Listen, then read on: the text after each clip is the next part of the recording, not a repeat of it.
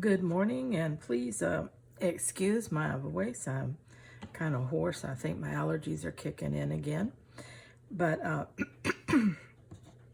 I wanted to, before I get into the Bohemian squares I'm doing, I wanted to bring you up to date on the cute little birds that I did on the little linen squares.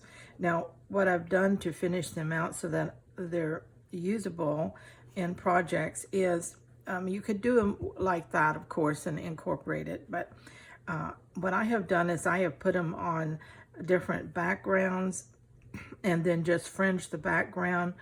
Now, what I did was I overlaid with a piece of tulle, this very cream colored tulle, to where it's almost invisible there, and that helps protect that little bit of artwork there that's done with fusible web. Okay, I did some little stitching through there, but not a lot. Okay, so that's just with a piece of upholstery fabric, and then I fringed it, and I think that's kind of cool. Both sides of fringe came out a different color. Okay, then this was on green linen that I had, and that was an old jacket, and I cut it up, and it did the same thing. It has the tulle on it. Did a few little sew stitches in there. And then the jacket that I showed you in one of my videos, also with this brown fabric, and I love that. Looks like almost like burlap. And then this one. So didn't those turn out cute like that? And wouldn't they be pretty for all kinds of different applications used like this? And they're really substantial. Now, if you want to use it in junk journaling, what I would do is I would tack, or I would sew on a piece of cardstock over this back part here, and then it's ready to glue in to anything that you wanted. Okay, so now let's get into the Bohemian squares. And I'm going to be doing these one at a time, short videos, showing how and what elements I collage together to make this different ones that I have, just using scraps that I already have and collaging them in such a way that it gives kind of a bohemian look, each one being a little different because it'd be different scraps. But this first one is quite a collection of things. This piece here is torn scarf. So is this piece here. In fact, the black also is. And, well, in fact, the teal here is. And these little pieces of little tiny confetti pieces are. This is a piece of sequined fabric. I had a bit of that. And this was a little sheer fabric with a little pattern, leaf pattern on it. Now I've added this spray of pearls that I'm stitching in at this time. So far it's just been straight stitching and a split back stitch. That's all I've used on here. So I'm in the process of stitching these elements down. Now when I get them ready to go, I pin them in, as you can see. I audition all the pieces. I work with it until I get it where I want it, and then I pin it down, and then I start sewing. A lot of times I will add elements, even more elements as I go, and so you always have that option too, so never think that you're finished if your piece doesn't look finished to you. Okay, now I'm going to right now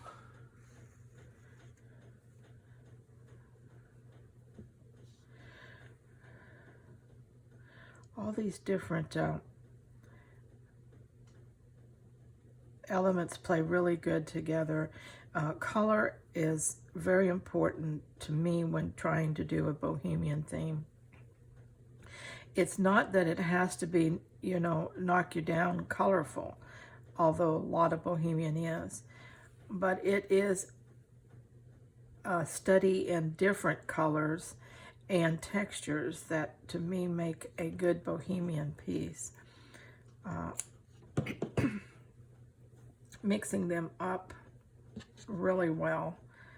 A lot of times incorporating items that you would never incorporate normally into other things to get that variety of texture, feel, color, and look.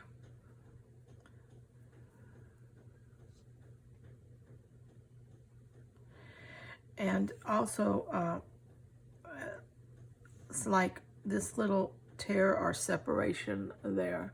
Don't worry about stuff like that. That just adds to the Bohemian look a lot of times, because it's kind of rough. It can be fancy and pure, but that's not real Bohemian to me. That's putting it together with what I have elements and incorporating them in as pretty as a way, flashy, you might even say, a way that's possible for me.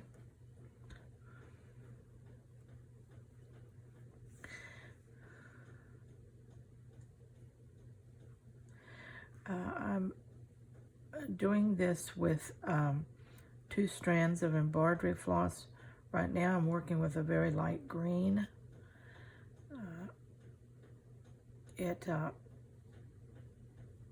I'm using up some of my scrap threads here that I have. Anything that'll work with this. Again, it doesn't have to be perfect. Okay. All right, we want to pull this over some and pull this over some. Get it attached. There we go. Let's put some longer stitches in there so they can actually be seen.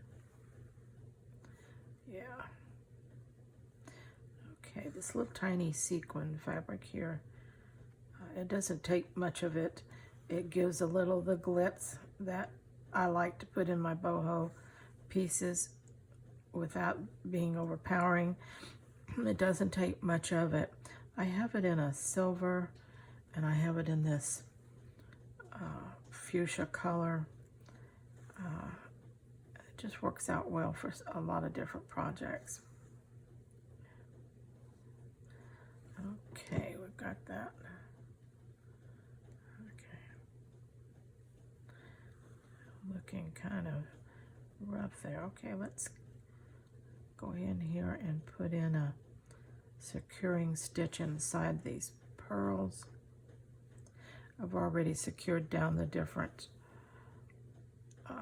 sprigs of pearls up there, but I get this bigger part secured.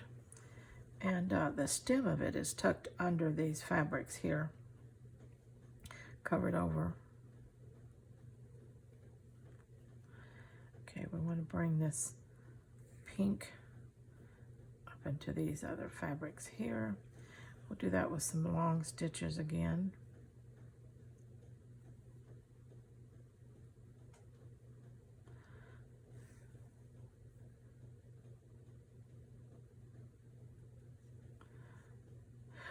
When I'm doing my boho pieces, it's not all about the stitching showing or decorative stitching necessarily. I'm more concerned about the fabric, the texture, the color, and things like that than I am in any decorative stitching. But definitely decorative stitching can be a part of the design. Okay, get off there. And it doesn't hurt to incorporate that anywhere you want. So if you're really into embroidery and you love to display those embroidery stitches, well then you've got plenty of areas in a piece like this to do that. Well, quit doing that, Linda. Okay.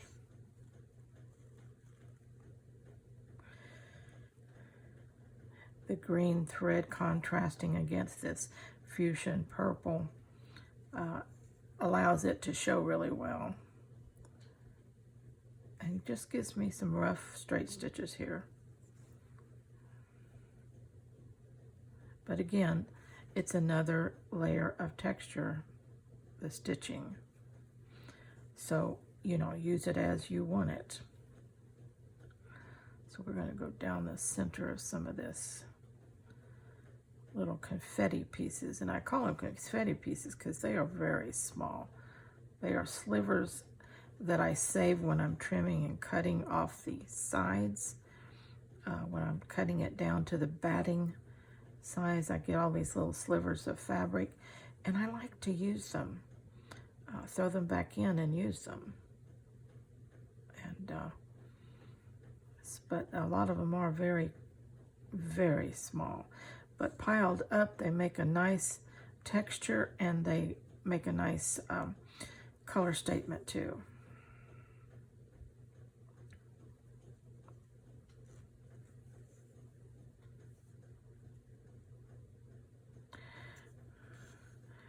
Let's tuck that under and get it. We have a little bow of pearls there. We want them to show like pearls. Okay, let me take that pin out.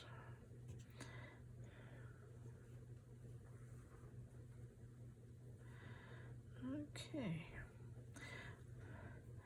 I love this piece already. I like the feel of it as I'm working on it. I love the feel of the textures, and the color combination is very pleasing to me. And you want to get to that as you're collaging. That's one of the secrets of collage, is the feel of it. What is the feel of it? I don't necessarily mean the actual tactile feel with your hands, but what is it saying to you personally? If you can have all kinds of emotions. You can fall in love with a piece. You can just like a piece. You can be mildly affectionate with a piece. It just, you know, or you can hate it. And so listening to those emotions tell me when I've got the right combination for me, because there are collage is unlimited. The combinations are unlimited. So you're looking for a combination that fits you, not somebody else, not somebody else's theory of collage. But collage is just putting together different elements, no matter what you're working in. And so when you get that together the way you like it to feel, that it feels good to you, your collage is successful.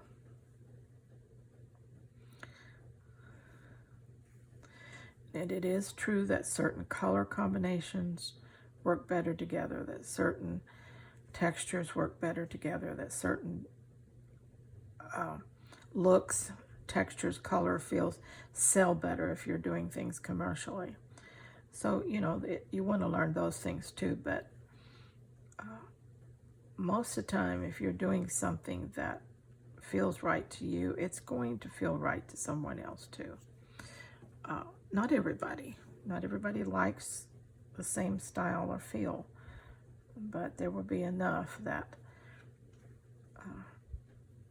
you know, if you're trying to sell commercially, you'll get a response that way.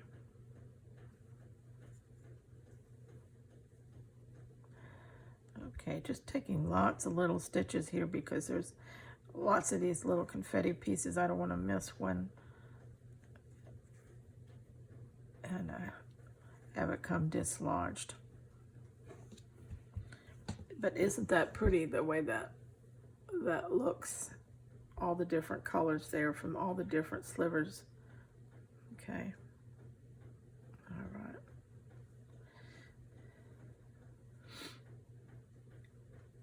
Okay. Sometimes collaging, one of the hardest things for me is what's up and what's down. What do I consider the top, and what do I consider the bottom? That's important if I'm going to add additional elements, decorative elements, because they have to make sense when I put them on there. And so, but a collage is sometimes hard to determine, you know, what's my up and what's my down here. In this case, I see this one in this direction. The leaves are coming here, the sprig is going up, this piece is coming down. I think that settles that into a nice section right there, okay? Now let's see, let me grab a little piece of, what do I want? I need a little piece of gray. I don't have it. Let me pull my little, what a mess here, huh? Here's some grays.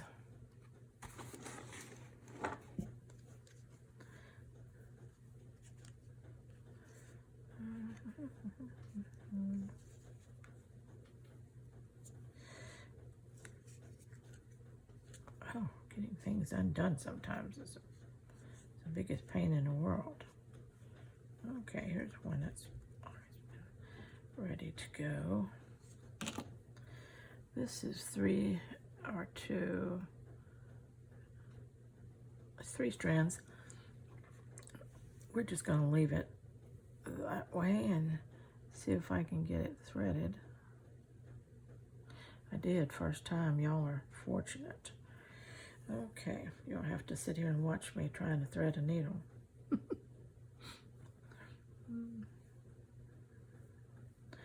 Okay, I have some little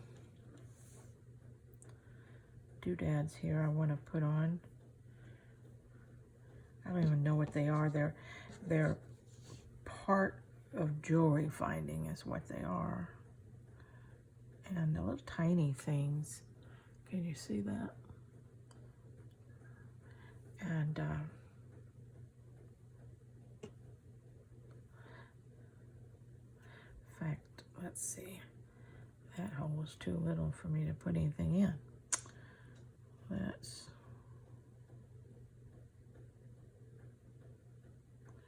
try that one. Nope. Let's try the center one. Finding center. Where are you?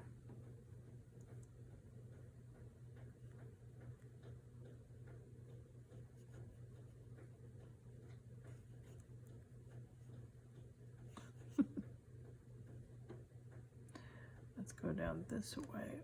Where is he? He's right there.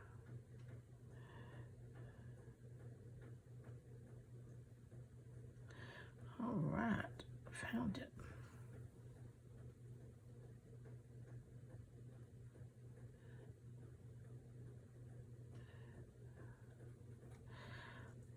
Hopefully this dark gray will blend with that. There you go. Sometimes you like a little hard scape in your pieces. A lot of people do that with beads and things like that, and I like beads too. But if I've got some old jewelry pieces, I like to use those.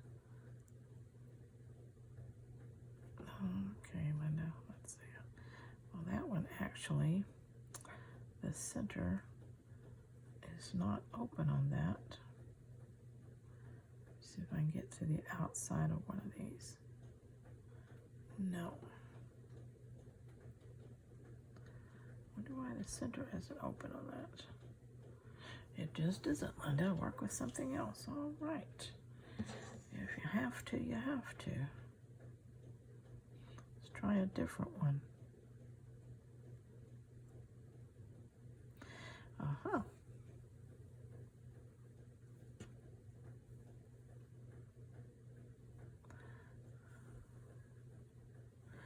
such a tiny little piece that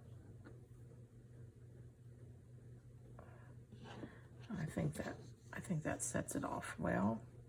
I think 3 is all it's going to need anyway. And I do like to work in odd numbers.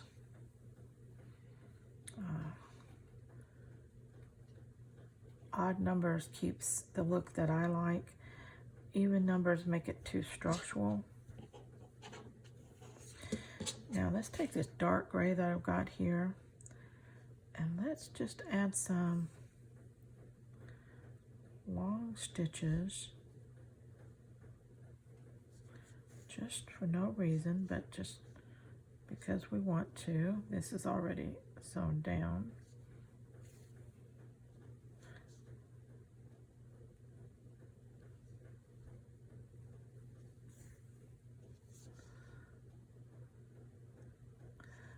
Okay. I like that. Pull him back a little. There we go. We don't want to cover up our piece. Ouch. That wasn't smart.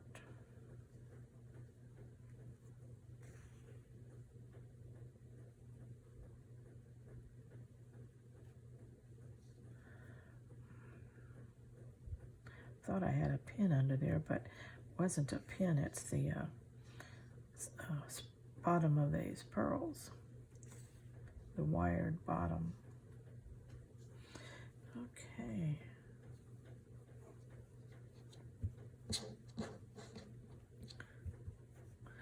I like that. Everything looks good, secured good. Okay. I'm going to add me some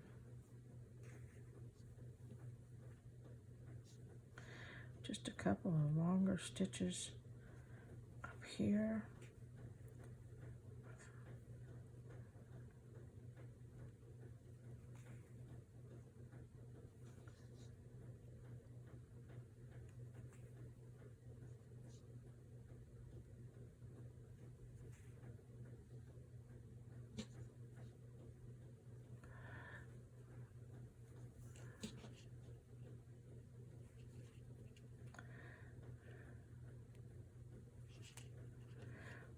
Okay, run it through about 3 times, and that'll be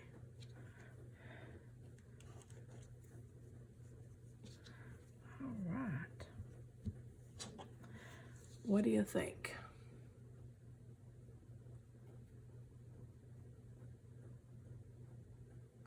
I like it.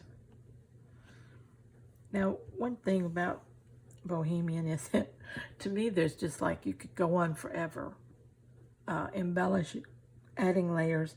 It's really hard to know when to stop, and it's not necessarily right or wrong place to stop. It's just when you feel that it's okay. Sometimes I call it, is the weight right? Does it look weighted right? And I don't really mean physical weight either. I mean, is there enough on here that it looks heavy? To me, Bohemian is a heavy weight, not a fine, fragile weight. So is it heavy enough? And in this case, I say yes. For me, this piece is symmetrical. It's got the right texture and color play. It's heavy enough. I've got soft and hardscape pieces on there. So everything is okay for me to do that, okay? So this is Bohemian Square number 1, and I will be doing more videos on each and every square that I do, because each one will be collaging with different things, and hopefully this will help you who are having trouble with collaging, just to have some inspiration, an idea of colors that might go together, patterns, types of fabrics, and so forth. Now the size of this little piece is, again, I'm even using scrap batting, so it's whatever I had there. It's about 4.5 by 5, and so that's the piece I had, and that's what I worked with, okay? All right, Until next time, you know the drill. Let's all stay scrap happy.